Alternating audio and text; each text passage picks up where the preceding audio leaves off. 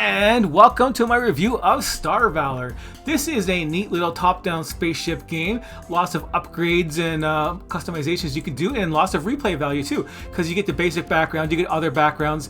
You can pick if you want to do that, but you can also start with different spaceships that you unlocked. You unlock spaceships, you get to keep them for to start with on a different playthrough, as long as you can go along with the size. You find some of the rare pilots, and they can add to the fact of the game. You get perks in this game too, and then you can start with them for replay value. So that goes over to replay value. Go over the perks right here. Lots of these perks have negative effects, which kind of defeats the purpose of them being actual perks. They're more like, pros and cons than actual perks. I don't know what the best word to describe them is, but maybe they didn't either when they made the game. So let's load it up. I got over 140 hours on there. I don't know if that's good or bad, but that means, if I played it this much, it's going to get a positive review, at least. You can tell by that, because it's kept my interest because of lots of the customization factors and the different things you can do.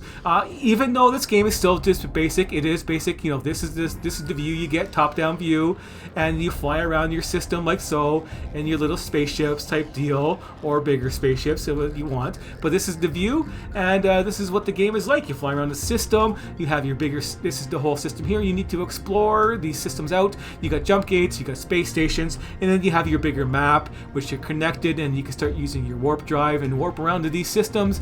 And then you have the whole solar system here. Everything in this game is pretty nice for some of the convenience parts. It's like shows you what you have for items on there. It doesn't show you everything in there because it doesn't display it all. They can work on that and fix that later. But you have notes. You can edit your notes. You can make notes anywhere you want, and then you can change the color code them, and then write down whatever you want, and this adds it to the notes on the other page. So it's pretty neat on what you can do with that on the system. And see, it's got flashing dots for quests, so you can know where they are, unless you want to go to the quest menu, and you can go there and find that out there. So as you can see, there's a lot of the basic stuff is covered in this game.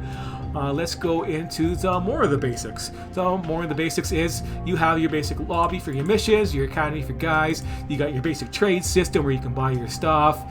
You got your ship modifying thing. So this game is heavily oriented on modifying your weapons and adding them to your gunship. So you get access for this one here has 3 different gun ports with the different special effects on them.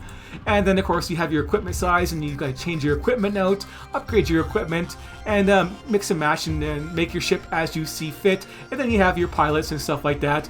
And smaller ships will just have a couple pilots, and versus the bigger ships. Let's go through the bigger ship, and you can have bigger ships will have a lot more people working for them, and then they level up too. They get different skills, all the stuff you need to micromanage, and it's pretty neat on the bonuses and all that kind of stuff. Same with the weapons and the equipment, as I said before. And then you get the whole crafting system. So all the items in the game that you can find, you can scrap them and learn the blueprints on them, and then craft them for yourselves. And then you can even craft the ships in this game too. Well, just the major ships that you get quest for so far. Maybe they'll fix that and add some more ships later on. Like all the ships, basically. Like I want to scrap my ship and then make my own fleet of them, basically. If I want one, or maybe I want 10 of them. Who knows what you want. You got ship enhancements you can do. You get to customize your ship too, and then you can customize them with customized weapons with different effects on whatever you see. All of the different effects and different boosters on these weapons. All this kind of stuff for micromanaging. And then for the other system here too, is you have your skills. You got your tech and your solo pilot and your fleet commander pilot skills, like so. And then you have, the other aspects in this game. You don't have to just fight. You can go and get experience by finding technology. You can go and get experience by mining. So mining is a big factor in this game. You can just go and mine peacefully, mine a whole bunch of asteroids, and get rich that way. And it's pretty simple. Just go out there and mine and listen to the nice relaxing music. You can explore your way, and then you have your skill. So every level up you get, level 50 max in this game, you get all this experience. You put it in the skill points. You can reset your skill points just a couple times, so be careful. And then you just, pick whatever you want to pick on for your skill. So I'm not going to go into that right now. It's just that you can. And then you can get all these wonderful perks that end up being a curse for most of the effects. It's just, a pro and a con type of deal. Makes things harder for later on. And then you have your stats. And then this game has 2 factions. In this game, you have the Avengay, which is the evil alien guys, and then you have the Children of Terran, which is the human allies. And they have their own special effects, like higher energy damage and all that kind of stuff on their ships. And Terra can stealth a little bit better. and things like that. Then you get the pirates, and then that you can join any of these factions, become allied with the different factions, and they all have their own special gear for their special ships. Just a couple items here and there, like 3 or 4 items that are specially related, and they don't really overlap. So like the mining company will have like certain things which will be better than the other ones, and they won't really overlap with the other system. So the best thing to do is get the best gear from each of them on those things to fill out your whole ship for later on. But that is one of the cool things you can do later on, is get the whole things. Now let's go into what else do you need to know for the basic thing. You got your quest system nice and easy. Well, you can teleport there nice and handily, and we can go in there and check out this ship. Yeah, I think that covers it. All the things, and they need energy and they need heat. Lots of things that micromanage on your weapons. But yeah, let's go into the negatives. So the negatives in this game is this view right here. So this is the zoomed in view. This is horrible. This is your stage 1 view. This should not be here. This stage 2 should not be here too. This is ridiculous. How are you supposed to play the game and play like this? I don't know. And this right here is still pretty bad. And this is the maximum you can get right now for zoom. And this is the biggest ship, size of the ship, and this is the farthest you can see with it. Is pretty bad for your actual view. They need to get rid of the first 2 levels without zoom and add it to the top, and then also go back to the skills over here for the exploration. That +1 should be +2 on top of that, because that would be better. Plus this +1 is like this is nothing. I would like to see that way higher. You need to be able to see around you, especially in the bigger ships. You can't see anything around you on this type of ship. They really need to adjust that. The other negative is the RNG factor. You cannot get any items to upgrade to legendary yet. So they really need to fix that, and it would be okay if the drops weren't so randomized. What I mean by that is that the drops will have like 30 to 40 different kinds of drop. One faction will drop altogether, so they can drop like 40 different items. I don't know what the number is, but it seems like 40 different items, and there's like maybe a 5 to 10% chance one of those items is going to be legendary. And of course, when you want a legendary Vengay shield generator and you killed like 4,000 Vengay level 60 gold star guys, and you haven't got a single one of those drop, but you have 40, or you got 20 of these ones here and 20 of like something else that's crap. Like what else is crap besides this? Lateral boosters that nobody uses. Yeah, they get like 20 each of those legendary, but no Vengay heat children. So that is a kind of an annoyance for all the factions, like the pirate boosters too. So all of these things can be annoying. So good luck in trying to get the items that you actually want, because you're going to get 20 to 30 of the items you don't want before you actually get one that you actually need. So maybe annoy the people less who actually want to farm and dedicate themselves to make their whole ship legendary. Maybe make it so you can actually scrap these legendaries and get parts to craft something to make other items legendary. It doesn't matter, 10 to 1, but for not doing that, as a simple thing in this zoom thing, it's going to get a -1. So, but overall, still this game is pretty addictive. A lot of stuff to do, as you can tell. I got lots of reloads in there, so that 140 hours is probably a lot higher than that by a big factor.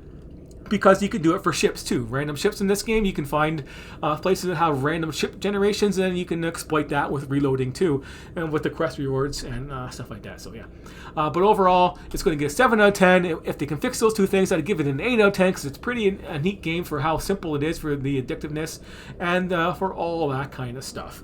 So I'm going to be doing other videos probably on a basic starting guide for this game to get to more in depth. That's going to be a lot longer than this video, obviously, and then let's go in there and check out the combat, and of course with other little specialized ships for different functions.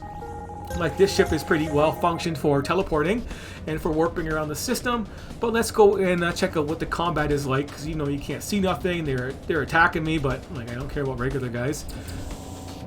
And you got your gunners, and just basic laser combat. There's that gold star guy. Get over here. Just watch my lasers, ping them down. Get the quest reward, 3 items. That 5 to 10% chance one of these guys is going to be legendary, and then you have to go through the 20 to 40 different loot options this guy is going to have, which seems like 40. But that quest is going to have just to get the item you want. But yeah, that's a level up on guys for the dinging, and then this is the game, flying around the space station. This is the combat aspect, and then the mining aspect, and all that kind of stuff. Yeah, these guys are worth a lot of experience for my noobs that I put in there. And then, of course, you got their enemy space stations you can destroy and totally, eradicate the enemy from your systems, and they'll be gone. So I'm gonna get rid of these guys. I'm allied with the miners, and I don't like you. And you can't hurt me. And there. Now they're no longer in control of the sector. And their spaceship, their space station is dead. Spaceships are really easy, but they're getting a buff soon anyways.